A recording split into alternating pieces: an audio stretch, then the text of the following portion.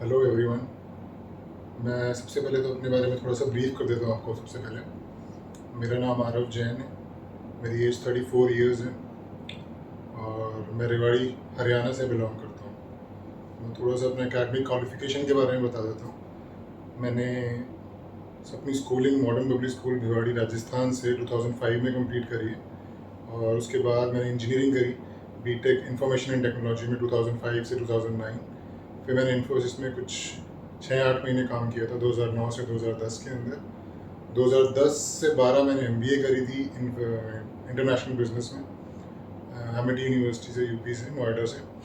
उसके बाद मुझे पता नहीं था मुझे लाइफ में करना क्या है। मैं बस इंजीनियरिंग कर रहा था, एमबीए कर रहा था कि चलो कि जॉब कर लेंगे किसी एमएनसी में।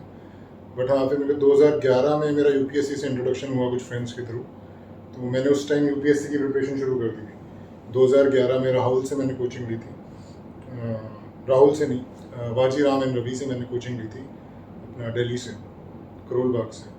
तो मैंने 3 साल उसके लिए प्रिपरेशन करी, 2 बारी मेंस लिखा। फिर थर्ड अटैम्प्ट में मेरा प्री भी नहीं हुआ था। तो मैं बड़ा डिसहार्टेंड हो गया था कि यार 3 साल दिए मैंने एग्जाम को, लोग 6-6 साल देते हैं, पर मैं गिव अप कर गया था उस वक्त कि चलो यार यूपीएससी नहीं, इतनी मेहनत, इतना वास्ट सिलेबस होता है यूपीएससी का कि मैंने सोचा इतनी मेहनत मैं किसी और चीज़ में कर लूँगा जिसका सिलेबस कन्फाइन हो, तो मैं कुछ ऐसा करता हूँ। तो मुझे एक अपने मेंटर के थ्रू मुझे गाइडेंस मिली। मेरे मेंटर का नाम है आशुतोष नेगी। उन्होंने मुझे गाइड किया कि अब तुम लॉ करो। तो उस टाइम ये डिसीजन लेना बड़ा टफ था क्योंकि मैं इंजीनियरिंग कर चुका था, एमबीए कर चुका था, कोई जॉब नहीं कर रहा था। मेरे पेरेंट्स की तरफ से प्रेशर भी बहुत था कि तुम्हें जॉब करनी है या बिज़नेस करना है, जो मैं बिज़नेस फैमिली से बिलोंग करता हूँ। तो प्रेशर था कि भाई इतना पढ़ोगे क्या करोगे आगे। पर मैंने अपनी दिल की सुनी और मैंने फैकल्टी ऑफ लॉ में कैंपस लॉ सेंटर से लॉ किया 2015 से 18। उसके बाद 2018 में मैंने अपनी तैयारी शुरू करी जुडिशरी की। 2017 से शुरू कर दी थी, 2017 के 5th-6th सेमेस्टर में। 2018 में मैंने अपनी जुडिशरी की तैयारी शुरू करी और उसके बाद मैंने लगातार एग्ज़ाम दिए। पहले यूपी के, उस टाइम सीटों का बहुत बहुत सीट्स आई थी। यूपी में बहुत सीट्स आई थी, बिहार में आई थी, हरियाणा था, राजस्थान था, उत्तराखंड था। मैंने सारी स्टेट्स दी थी 2018 से 2019 तक। लेकर मैंने 7 प्रीलिम्स दिए थे और 5 मेंस लिखे थे और 2 इंटरव्यू दिए थे। यूपी का इंटरव्यू मेरा नहीं हुआ था और मैंने फिर बिहार का दिया था। बिहार मेरा फर्स्ट अटैम्प्ट में क्लियर हो गया था। तो 2019 में नवंबर में रिजल्ट आया था उसका। लेकिन हमारा कुछ स्ट्रगल है इसके पीछे, उस स्ट्रगल के बारे में आपको थोड़ा बता देता हूँ। सिलेक्शन हमारा उस टाइम रद्द कर दिया गया था। हम कुछ बच्चे थे जिन्होंने डॉक्यूमेंट जमा नहीं किए थे इंटरव्यू के वक्त। ओरिजिनल में हम वेरीफाई नहीं करवा पाए थे किसी कारण से, तो हमारा सिलेक्शन ही रद्द कर दिया गया था। हमारी अपॉइंटमेंट नहीं हुई थी। वो अपॉइंटमेंट जब 3 साल के स्ट्रगल के बाद हमें 2022 में अब जाके हमें सुप्रीम कोर्ट ने रिलीफ दिया और अब हमारी अपॉइंटमेंट हुई है। और एज ए सिविल जज जूनियर डिवीज़न में हमारा सिलेक्शन हुआ है सुप्रीम कोर्ट के रिलीफ के बाद। हाई कोर्ट में हम लड़े, 1.5-2 साल हम हार गए। फिर सुप्रीम कोर्ट में हम गए और सुप्रीम कोर्ट ने कहा कि मेरिट के आगे कुछ नहीं है। अगर डॉक्यूमेंट, इन्होंने कोई फेक डॉक्यूमेंट तो दिए नहीं है, इनके पास डॉक्यूमेंट थे बट ये वेरीफाई नहीं करवा पाए थे। वेरिफिकेशंस बाद में भी हो सकती थी। तो सुप्रीम कोर्ट ने एक लैंडमार्क जजमेंट दे के सारा क्लियर करा कि अनवारंटेड था, अनजस्टिफाइड था, कि बच्चों के जो मेरिट में है तो उनको निकालना जस्टिफाइड नहीं था। तो हमारे को रिलीफ दिया सुप्रीम कोर्ट ने। ये हमारी जर्नी थी, मेरी पूरी जर्नी थी। तो मेरे को करीबन 10 साल लगे सक्सेस को पाने में। तो मैं सबको ये कहना चाहूँगा कि गिव अप नहीं करना चाहिए ज़िंदगी में। मैंने एमबीए करी, इंजीनियरिंग करी, प्रेशर था फैमिली से पढ़ने का। नहीं, पढ़ना नहीं है कि आप कुछ जॉब कर लो या फिर आप बिज़नेस कर लो, घर का, शादी कर लो। हमारी बिज़नेस फैमिलीज में ये होता है कि चलो आपने ग्रेजुएशन कर लिया, अब शादी करो, पढ़ाई करो। लेकिन मेरी एक इच्छा थी कि मैं पढूँ और मैं पढ़ा। मैंने फेलियर्स बहुत देखे बट एट द एंड मैंने गिव अप नहीं किया। मैं करता गया और एंड में मुझे रिजल्ट मिला। मेरा लॉ में फर्स्ट अटैम्प्ट था बिहार जो मैंने किया। Role model of my success, मैं एक ही इंसान का नाम लेना चाहूँगा। मेरे मेंटोर हैं, मेरे गुरु हैं, उनका नाम है आशुतोष नेगी। उनसे ही मैंने एजुकेशन की इम्पोर्टेंस की, एजुकेशन की वैल्यू सीखी। और डिग्री लेना एजुकेशन नहीं है, एक्चुअल एजुकेशन जो मेरी स्टार्ट हुई थी मेरे उनसे मिलने के बाद हुई थी। इंजीनियरिंग करी मैंने और एमबीए करी, तब तक मुझे कोई आइडिया नहीं था मुझे करना क्या। मैं जॉब्स कर रहा था, एमएनसी में सेटिस्फाई नहीं था। उन्होंने ही मुझे यूपीएससी में इनिशिएट किया था और फिर जुडिशरी में और लॉ के अंदर इनिशिएट किया था। उनसे मैंने 2-3 चीज़ें सीखी थी, डिसिप्लिन और रूटीन। और वो मैंने अपनी चीज़ों में, अपनी लाइफ में मैंने इनकलकेट किया और उसके रिजल्ट्स मुझे आज मिले। तो मैं अपने रोल मॉडल जो है आशुतोष नेगी का नाम लेता हूँ। और फ्रेशर्स के लिए मेरा यही मैसेज है कि आप जो भी करें, मतलब आपके एफर्ट्स में कंसिस्टेंसी होनी बहुत ज़रूरी है। आप अगर आप पढ़ाई कर रहे हैं, लगातार एग्ज़ाम की तैयारी कर रहे हैं, तो कंसिस्टेंट एफर्ट्स होने बहुत ज़रूरी हैं। आपको बीच में ब्रेक नहीं देना कि एक महीना कहीं चले गए। मेरा होता था कि यार 3 से 4 महीने हो गए, 7 से 8 महीने हो गए हैं, बीच बीच में मैं 3 से 4 दिन का, 5 दिन का मैं ब्रेक ले लेता था कि आप पढ़ने, कई बार नहीं होता पढ़ने का मन, तो आप कहीं जा सकते हैं घूमने के लिए, कुछ भी कर सकते हैं, मतलब ऑफ ले लीजिए पढ़ाई से बिल्कुल, कि 3-4 दिन यार मैं पढ़ूंगा ही नहीं, कुछ भी बुक किताबों को हाथ नहीं लगाऊंगा। उसके बाद वापस आइए, लेकिन अपने एफर्ट्स में कंसिस्टेंसी रखिए, बड़े गैप्स ना लीजिए, क्योंकि रिपीटेशन बहुत ज़रूरी है। पहली बार जो है सिलेबस हर कोई कंप्लीट कर लेता है, आपको सोर्सेज पता लग गए हैं, आपके नोट्स बन गए हैं, आपने लॉ करा है, हर कोई लॉ तैयार कर लेता है, अपना जीके जीएस तैयार कर लेता है। बट उसके बाद जो सारा खेल होता है वो कंसिस्टेंसी का और रिपीटेशन का है, रिवीजन का, नंबर ऑफ रिवीजन। जो जितनी ज़्यादा रिवीजन करेगा उसके सबसे अच्छे चांसेस होते हैं रिजल्ट्स आने के, क्योंकि आपको 2 दिन या 3 दिन के अंदर सारा का सारा जितना भी लॉ है, 15 सब्जेक्ट्स होते हैं, जीके भी होता है, जीएस भी होता है, लैंग्वेज भी होता है, वो सारा आपको 3 दिन में आपको इम्प्लीमेंट करना है, जो भी आपने 1-1.5 साल में पढ़ा। तो वो याद कैसे रहेगा? याद रहने का पर्पज़ है आपकी रिवीजन, आपकी नंबर ऑफ रिवीजन है। एटलीस्ट 3 से 4 रिवीजन आपकी हो जानी चाहिए सिलेबस तैयार होने के बाद, एटलीस्ट 2 बार एग्ज़ाम से पहले, और एग्ज़ाम नहीं हो रहे हैं, गैप है, तब भी आप रिविजन्स करते रहें, गैप ना दीजिए ज़्यादा। तो कंसिस्टेंट एफर्ट है, नंबर ऑफ रिवीजन, जितना आप फीड करेंगे, जितना आप होमवर्क करेंगे, उतना ही आपको रिजल्ट्स मिलने के चांसेस ज़्यादा रहेंगे। ये मैंने अपनी यूपीएससी की प्रिपरेशन में भी देखा और जुडिशरी की प्रिपरेशन में भी देखा। रिवीजन छूटते ही आपका सारा क्लियर हो जाता है हमें, तो नंबर ऑफ रिविजन्स बहुत ज़रूरी है। और यही सारा खेल है, सारे स्टूडेंट्स यहीं पर आके अटकते हैं। पहले वो तो सिलेबस और कोई कर लेता है, लेकिन जब आलस वहीं आता है यार पढ़ा तो हुआ है, दोबारा पढ़ना पड़ेगा, वो नंबर ऑफ रिविजन्स ही आपको काम आएंगी, रिपीटेशन ही काम आएंगी। तो ये 2 चीज़ें हैं, कंसिस्टेंट एफर्ट्स, ये कभी मत छोड़ना, और नंबर ऑफ रिविजन्स चलती रहनी चाहिए, गिव अप नहीं करना। दूसरा, मोटिवेशन के लिए मैं सबको यही कहना चाहूँगा कि अगर एम आपने डिसाइड कर लिया एक बार, तो हाथ धो के उसके पीछे बढ़ जाओ। आपको रिजल्ट्स मिलेंगे नहीं मिलेंगे, मैं जैसे एवरेज स्टूडेंट था, मेरे 75-80% आए थे हमेशा, 10th में, 12th में, ग्रेजुएशन में। फिर मैंने जब लॉ वगैरह करा था तब मेरे अच्छे आए थे, मेरी फर्स्ट डिवीजन थी, 65% थे मेरे CLC में, फैकल्टी ऑफ लॉ में। तब ये था कि मोटिवेशन इसी से था कि मुझे, मेरा एम था कि यार मेरे को यार गवर्नमेंट सर्विस में जाना है किसी भी तरह से। मैं पहले भी फेल हो चुका हूँ, यूपीएससी मेरा क्लियर नहीं हुआ, इतना प्रेशर है घर से, तो मेरा था कि मुझे क्लियर करना है। तो मेरा फर्स्ट अटैम्प्ट में क्लियर हो गया, क्योंकि मेरे कंसिस्टेंट एफर्ट थे और डिज़ायर था कि यार गवर्नमेंट सर्विस में जाना है, जुडिशरी जैसी प्रेस्टिशियस सर्विस में मुझे किसी भी हालत में जाना है। जो मेरे सोर्सेज मैंने बिहार क्रैक करने के लिए यूज़ किए थे, और जो भी मेरी स्ट्रैटेजी थी बिहार क्रैक करने के लिए, या जुडिशरी क्रैक करने के लिए, वो उसके बारे में थोड़ा सा ब्रीफ कर देता हूँ आपको। फर्स्टली मैंने 2017 में जब मैंने कोचिंग नहीं ली मैंने कहीं से, मैंने राहुल का जो इंस्टीट्यूट है सब लोग जानते हैं, जुडिशरी का बहुत फेमस इंस्टीट्यूट है, उसमें मेरे 2 फ्रेंड्स थे, आस्था मोदी और भव्या मलिक। भव्या मलिक रेगुलर कोचिंग में थे, उनके नोट्स से मैं पढ़ा करता था शाम को, मतलब मैं उनसे एक दिन पीछे चलता था, तो वो मुझे अपने नोट्स ला के दिया करते थे, और मैं उनसे वो कॉपी करता था, उनसे डाउट्स क्लियर करता था, आपस में डिस्कस करता था। तो इन दोनों ने मेरी बहुत मदद करी, भव्या मलिक और आस्था मोदी ने। इनसे मैं डिस्कस करके अपने नोट्स बना के, मैंने एक बेस, जो मेरा बेस था वो राहुल के नोट्स थे, स्पेशली लॉ का जो सीन था मेरा सारा राहुल से कवर हुआ था। लेकिन राहुल सर में क्या होता है कि राहुल सर का नोट्स में क्या है कि हम सब कुछ कवर नहीं करवाते, सारे टॉपिक्स कवर नहीं करवाते, 60% वो बेस बना देते हैं। उसके बाद ये भी बहुत इंपॉर्टेंट होता है कि जो आपकी कंसेप्ट क्लैरिटी है और जो बेस बनना होता है, वो मेरा वहाँ से हो गया था। उसके बाद क्या होता है, एड ऑन 1, मैं 2 चीज़ बोलता हूँ, एड ऑन 1 और एड ऑन 2। मतलब जो टॉपिक सर ने पढ़ाए हैं, जिनके नोट्स बन चुके हैं, उसमें कुछ कमी है या कुछ और मैक्सिम्स लिखने हैं या कुछ इंट्रो लिखना है, उसके आंसर को कुछ और पॉलिश करना है, तो वो मैंने कौन से सोर्सेज यूज़ किए मैं उसके बारे में बताऊंगा आपको। एड ऑन 1 वो मैं बोलता हूँ जो टॉपिक सर ने कराए हैं उनको और पॉलिश करके एक अच्छे से फ्रेम करना, एक अच्छे से उनका आंसर लिखना हर टॉपिक पे। और बाकी जो टॉपिक नहीं पढ़ाए, जो सर कहते हैं पेरिफेरल टॉपिक्स होते हैं, आप अपने आप कर सकते हो, उनके भी मैंने आंसर्स बनाए अलग से। वो मैं बताता हूँ कि मैंने कहाँ से वो मैंने लॉ प्रिपेयर किया सारा का सारा।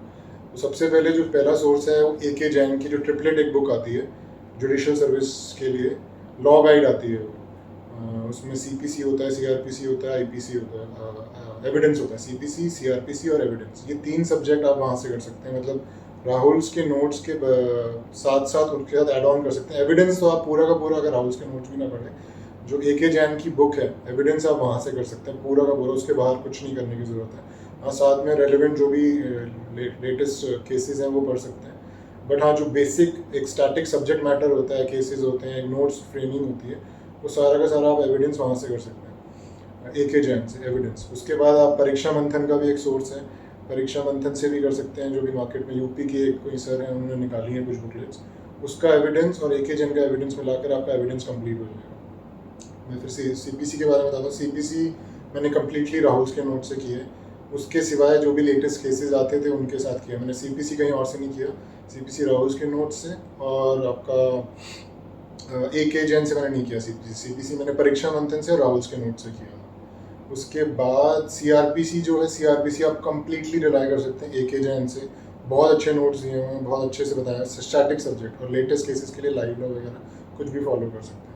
ये प्रोसीजर है। IPC के लिए भी वही राहुल के नोट्स थे, प्लस परीक्षा मंथन के कुछ नोट्स थे, और कुछ CLP की गाइड्स आती हैं यूपी के लिए, वो गाइड्स मैंने कुछ यूज़ करी थी कुछ सब्जेक्ट्स के लिए, बट IPC के लिए राहुल के नोट्स थे, और साथ में परीक्षा मंथन मैंने फॉलोअप करी थी, और कुछ CLP के गाइड से कुछ फॉलो किया था। उसके बाद कॉन्स्टिट्यूशन है, कॉन्स्टिट्यूशन के लिए भी आप AK जैन की ट्रिपलेट फॉलो कर सकते हैं, या दिल्ली यूनिवर्सिटीज़ में गाइड आती हैं, दुखिया बोलते हैं, वो दुखिया आप यूज़ कर सकते हो। बट बेसिकली अगर AK जैन की ट्रिपलेट भी यूज़ करोगे तो कॉन्स्टिट्यूशन काफ़ी हद तक हो जाता है, और लाइव लॉ से आप लेटेस्ट केसेस कर सकते हैं। ये मेजर 5 सब्जेक्ट्स हैं, और छोटे छोटे सब्जेक्ट्स के लिए जैसे कि मेरे जो ऑप्शनल थे जो साथ में मैंने बिहार में ले रखे थे, मेरा था torts contract, Hindu Muslim, TPA equity trust SRA। Torts Muslim, torts और कॉन्ट्रैक्ट, टॉर्ट्स हमारा मैंने पूरा का पूरा बांग्या से किया था। बांग्या की समरी, अगर कोई किसी के पास टाइम नहीं है, पूरा पढ़ने का टाइम नहीं है, तो दुक्की से कर सकता है, या साथ में बांग्या ले सकता है। बांग्या की समरी है पीछे बैक ऑफ द बुक, वो आप पूरी समरी कर सकते हो। कॉन्ट्रैक्ट के लिए मैंने वही राहुल्स में गुमा मैम हमें पढ़ाती थी, उनके पूरे नोट्स थे। साथ में परीक्षा मंथन मैंने उससे एड ऑन्स किए थे, एड ऑन 1 और एड ऑन 2, जो भी टॉपिक्स रह जाते थे, या जो टॉपिक्स अच्छे से नहीं करवा पाते थे, जो थोड़ा बहुत रह जाता था, उसमें अच्छा आंसर फ्रेम करने के लिए, कि कहीं से मैंने इंट्रो देख लिया, कहीं से मैक्सिम देख लिए, 2-4 केसेस देख लिए, तो मैं परीक्षा बंधन से कवर अप कर लेता था। टॉर्ट्स कॉन्ट्रैक्ट के लिए ये था। हिंदू मुस्लिम कम्प्लीटली अगर आप जो दिल्ली यूनिवर्सिटीज़ में गाइड आती है AK जैन की, वो आप पूरा पढ़ सकते हैं। हिंदू मुस्लिम में कहीं और जाने की ज़रूरत नहीं है आपको, पूरा का पूरा आप दुखी से पढ़ सकते हैं। लोग कहते हैं कि नहीं दुखी नहीं, हमने बुक्स पढ़ी, हमने ये किया। बुक्स में अगर आप जाओगे तो कभी भी आपका सिलेबस कंप्लीट नहीं होगा, कभी भी आपके नोट्स फ्रेम नहीं होंगे। आप पूरा का पूरा दुखी से कर सकते हैं। दुखी में एक कंसाइज फॉर्म में चीज़ें दे रखी होती हैं, केसेस भी दे रखे होते हैं, साथ में लेटेस्ट केसेस पढ़ सकते हैं। साथ बाकी TPA equity trust SRA, TPA भी मैंने थोड़ा बहुत राहुल के नोट्स में नीरज सर पढ़ाते थे उनसे किया था, और फिर थोड़ा बहुत मैंने AK जैन से जो CLP की गाइड्स आती हैं यूपी के लिए, CLP पब्लिकेशन है जिससे मैंने किया था, और इक्विटी ट्रस्ट भी आप CLP की पब्लिकेशन से कर सकते हो, दुखियों से कर सकते हो। SRA भी कम्प्लीटली AK जैन की दुखी है। तो मेजर जो छोटे सब्जेक्ट्स मैं आपको बताता हूँ वो आप दुखियों से कर सकते हैं, उसमें कहीं से भी इससे बाहर कुछ नहीं आता। बस बेसिकली आपको लेटेस्ट केस करने पड़ेंगे थोड़े बहुत। बिहार में इतना लेटेस्ट केस पे भी फोकस नहीं होता, और स्टेट्स के लिए मैंने किए थे, जैसे हरियाणा है, यूपी है, वो भी मैं भी एग्जाम दे रहा हूँ, उसके लिए मैंने लेटेस्ट केसेस किए थे। बाकी बिहार में इतना लेटेस्ट केसेस के लिए करने की ज़रूरत नहीं पड़ती। आप स्टैटिक पे फोकस करिए जितना कर सकते हैं, और CLP की गाइड्स या दुखियाँ इन सबको फॉलो अप कर सकते हैं। और लेटर ऑन मैंने जैसे कोरोना आ गया था 2019 के बाद, मेरा सिलेक्शन नहीं हुआ था, वो 2022 में मुझे सिलेक्शन मिला, तो बीच में भी मैं पढ़ता रहा था। तो 2020 में मैंने परीक्षा मंथन के साथ साथ मैंने टारगेट फॉर IQ के ग्रुप ज्वाइन किए थे लीग। तो उनके कुछ टीचर्स हैं, बहुत अच्छा पढ़ाते हैं वो, प्री के लिए, मेंस के लिए, उनके लगातार कंसिस्टेंसी के साथ वो PDF में नोट्स देते रहते हैं। ऑडियो उनके जो लेक्चर्स हैं बहुत अच्छे होते हैं, वो भी आप फॉलो कर सकते हैं लॉ के लिए। स्पेशली मैंने कुछ TPA कॉन्ट्रैक्ट, छोटी छोटी चीज़ें, छोटे छोटे सब्जेक्ट्स थे जिनका मैंने कोर्स लिया था टारगेट फॉर IQ से, वो मुझे बहुत फ़ायदा किया था। उसमें मैंने TPA कॉन्ट्रैक्ट्स में बहुत एड ऑन्स किए थे, वो अभी भी पढ़ता हूँ उनके नोट्स को। तो उनकी PDF लेक्चर्स और ऑडियो वीडियोस जो नोट्स आते हैं बहुत अच्छे होते हैं, वो भी आप रेफ़र कर सकते हैं। अगर कोई हाउस में डायरेक्टली नहीं जा सकता, किसी के पास कोई अफोर्ड नहीं कर सकता, तो वो AK जैन है, दुखियाँ हैं, टारगेट फॉर IQ के लिए सप्लीमेंट करना पड़ेगा। आप एक सोर्स से पढ़ो, बट हाँ अपने आंसर्स को अच्छा करते रहो, बेटर करते रहो। अगर एक सोर्स से आपको अच्छा आंसर मिल गया तो आप दूसरी जगह से भी कर सकते हैं। ये तो होगी लॉ की बात। बेसिकली AK जैन है, दुखियाँ हैं, राहुल के नोट्स हैं, या फिर टारगेट फॉर IQ, ये सब आप फॉलो अप कर सकते हैं। और GK GS के लिए मैं आपको बताता हूँ, बिहार के GK GS के लिए, प्री के लिए, लॉ के प्री के लिए, तो ये तो मैं सारा मेंस के लिए भी है, मेंस का बताया मैंने आपको जितना भी था, लॉ के प्री के लिए आप bare act, cover to cover bare act करनी है। बिहार में कुछ कंसेप्चुअल क्वेश्चन भी आते हैं, तो आप साथ साथ मेंस की तैयारी और प्री की तैयारी दोनों कर सकते हैं। बट बेसिकली आप लॉ पूरा का पूरा bare act cover to cover आपको करना है। थोड़े बहुत कंसेप्चुअल क्वेश्चंस के लिए आप थियोरेटिकल अपनी पूरे मेंस की तैयारी करोगे तो साथ साथ आपकी दोनों चीज़ें हो जाएंगी। और टेस्ट सीरीज करनी बहुत ज़रूरी है। मैं त्रिपाठी करता था, त्रिपाठी जो यूपी के लिए बुक होती थी, मैं उसको सॉल्व किया था।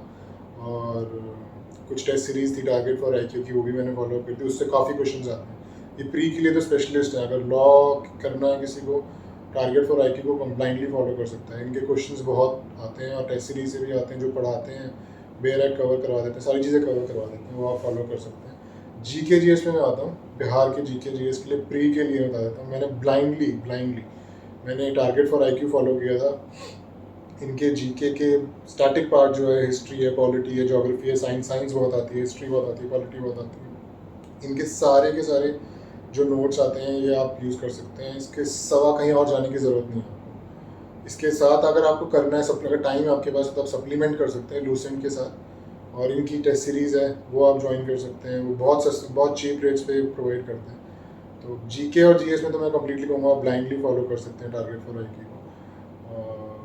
करंट का सर बहुत अच्छे नोट्स बना के देते, सत्येंद्र सर हैं, उनके पीडीएफ फॉर्म में बहुत अच्छे नोट्स आते हैं मंथली। और वो साथ में ऑडियो भी देते हैं, ऑडियो नोट्स भी देते हैं, ऑडियो फाइल्स भी देते हैं, वीडियो फाइल्स भी देते हैं, कि आपको पूरा का पूरा करंट भी आपको कहीं और कहीं मैगजीन में जाने की ज़रूरत नहीं है। मैंने पूरा इनसे ब्लाइंडली फॉलो किया था प्री के लिए। और मेंस के लिए भी आप ये कर सकते हैं, साथ में सप्लीमेंट कर सकते हैं। एक लॉ फाइटर की बुक आती है बिहार के लिए, सबको पता होगा जो बिहार देते हैं, वो हिंदी में आती है।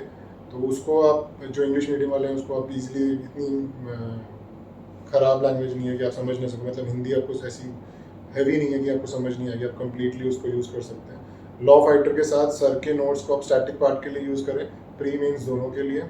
और करंट के लिए आप सर का जो मंथली नोट्स देते हैं ये, और वीडियोस देते हैं और ऑडियो फाइल्स देते हैं, वो सब आप कर सकते हैं। इसके अलावा कुछ करने की ज़रूरत नहीं। अगर करना ही है तो आप सिर्फ ऑनलाइन कुछ और सोर्सेज हैं, ऑनलाइन जो क्वेश्चंस आते हैं बहुत सारे, कि मंथली क्वेश्चंस आते हैं, वीकली क्वेश्चंस आते हैं, थोड़े बहुत और क्वेश्चंस लगा सकते हैं। बाकी इनकी टेस्ट सीरीज़ है, इनका खुद का मटेरियल है, वो आप ब्लाइंडली फॉलो करोगे, आपको बिहार के लिए कहीं और जाने की ज़रूरत नहीं है। इनका इस बार भी इनका काफ़ी अच्छा रिजल्ट आया है, 65 बच्चे इंटरव्यू दे रहे हैं। तो टारगेट फॉर आईक्यू मैं मिस गाइड नहीं करूँगा, आप कम्प्लीटली इनको ब्लाइंडली फॉलो कर सकते हैं। हाँ, लॉ के लिए आपको अपनी थोड़ी बहुत मेहनत करनी पड़ेगी, जिसमें ए के जैन है, अगर कोई राहुल का नहीं करता, ए के जैन को फॉलो करें, दुखियों को फॉलो करें, तो ये सारी चीज़ें आप फॉलो कर सकते हैं। मोटिवेशन के लिए तो मैं यही कहना चाहूँगा सबको कि गिव अप मत करो। ये बड़ी क्लीशे सी बात है, हर कोई यही कहता है कि गिव अप मत करो।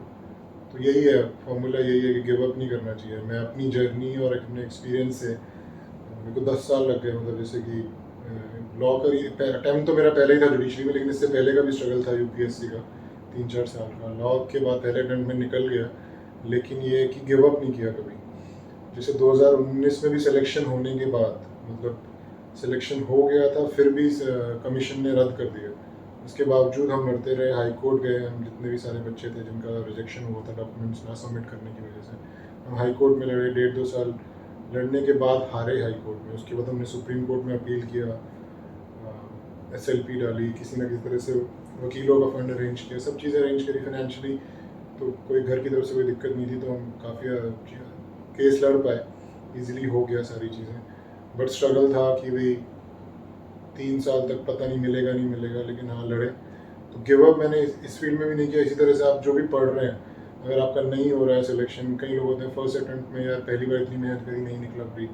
मैंने पहली बार प्री दिया था, MP का नहीं निकला था, उसके बाद मेरे सारे प्री निकले। फिर मैंने मेंस दिए, सारे मेंस नहीं निकले, 8 मेंस दिए, उसमें से 3 में इंटरव्यू कॉल आई। तो गिव अप नहीं किया, एग्ज़ाम देते रहा। तो यही मैं सबको कहना चाहूँगा कि गिव अप नहीं करना, एग्ज़ाम देते रहो। एक स्टेट पकड़ के मत बैठो, 3-4 स्टेट अपनी पिक कर लो जो आपको लगता है सिमिलर सिलेबस की है, और एग्ज़ाम्स देते रहो। अगर कभी बीच में गैप आता है, कोई स्टेट कभी एग्ज़ाम्स नहीं आ रहे हैं, कोई नोटिफिकेशन नहीं आई है, फिर भी ये है कि अगर किसी दूर की स्टेट का आ रहा है जो आपकी चॉइस ऑफ स्टेट्स में नहीं है, उसका एग्ज़ाम दे आओ। टच में रहना बहुत ज़रूरी है, मतलब आपका निटिग्रिटी, आपका सारा जो काम है, आपका जो सारा ध्यान है, आपका माइंड है, वो लॉ में रहना चाहिए। बाकी सब चीज़ों को छोड़ दो साइड में।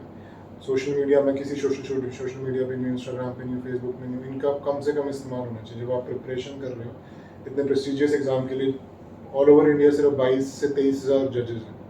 सुप्रीम कोर्ट में सबको पता है ये 34 जजेस हैं, हाई कोर्ट में 600 साढ़े 600 जजेस हैं, लोअर कोर्ट में सिर्फ 21 से 22,000 लोग हैं। तो इतना आसान नहीं है जुडिशरी क्लियर करना। तो आपको ज़रूरी है कंसिस्टेंट एफर्ट, डिसिप्लिन, रूटीन और गिव अप नहीं करना, और अपनी एम के पीछे बढ़ जाना है, और सारी डिस्ट्रैक्शन से दूर रहना है। जितना भी डिस्ट्रैक्शन से दूर रहोगे, सोशल मीडिया वगैरह से, टीवी से, उतना आपके लिए काफ़ी अच्छा रहेगा।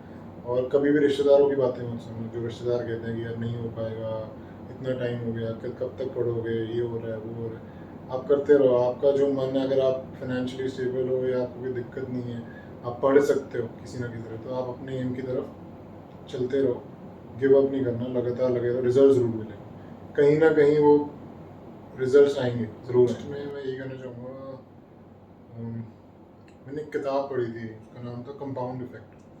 वो कुकू एफएम पे भी अवेलेबल है, ऑडियो फॉर्म में पढ़ना चाहें तो। उसमें कुछ कहानी बता रखी थी किस तरह से पैसे को जोड़ जोड़ के, कंपाउंड इंटरेस्ट जैसे कंसेप्ट होता है, जब थोड़ा सा पैसा जोड़ेंगे तो उसका कंपाउंड इंटरेस्ट मिलेगा, ऐसे ऐसे मिलेगा। 3-4 दोस्तों को लेकर वो कहानी बताई हुई है कि किस तरह से कुछ दोस्त बहुत पैसा जोड़ते नहीं थे और पैसा उड़ा देते थे, और दूसरे अपने दोस्त पे हंसते थे कि थोड़ा थोड़ा पैसा जोड़ता रहता था, क्या होगा इससे। और उसको 10 साल बाद उसका पता लगा कंपाउंड इफेक्ट का, कैसे रिजल्ट्स मिले उसको। तो इसी तरह से कई बच्चे होते हैं कि बहुत एक्स्ट्राऑर्डिनरी होते हैं यार, वो फर्स्ट अटेम्प्ट में निकाल लेते हैं, या फिर थोड़ा सा पढ़ के ही निकाल लेते हैं। कुछ लोगों को बहुत ज़्यादा मेहनत लगती है। किसी का भी, जिसका भी एम है, वो हर कोई कर सकता है अगर उसने सोच लिया कि मुझे ये करना है।